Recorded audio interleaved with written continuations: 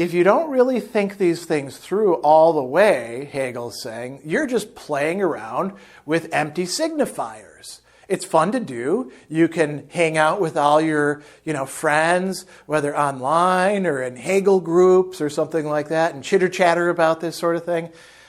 But you're not really getting what he's saying. And, this is a bit of a, let's call this a rant on my part, right? A lot of people read the Phenomenology, and they read the preface. They usually skip over the introduction because the preface is so much cooler, and they, get through the consciousness section, and they're mostly interested in, the very first part of it and the very end part of it, right? So they're interested in the sense perception, right, and the consciousness of that.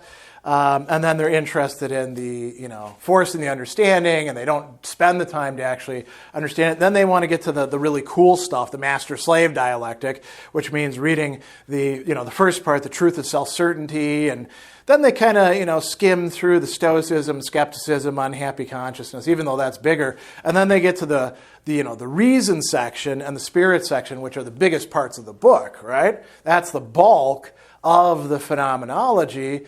And they touch here and there on things. Well, we should talk about the beautiful soul in the spirit section, and we definitely should talk about the phrenology and physiognomy section because it's got that cool quote, spirit is a bone, which Hegel is saying, spirit is not a bone. You should punch people out who actually think that. But they miss all that. And then they get to this section, and they're talking about spirit, and Hegel would say, you don't know what you're talking about because you haven't done the rigorous work of getting through all of this stuff. All right, rant over, caution over. Let's jump into what he says here. So,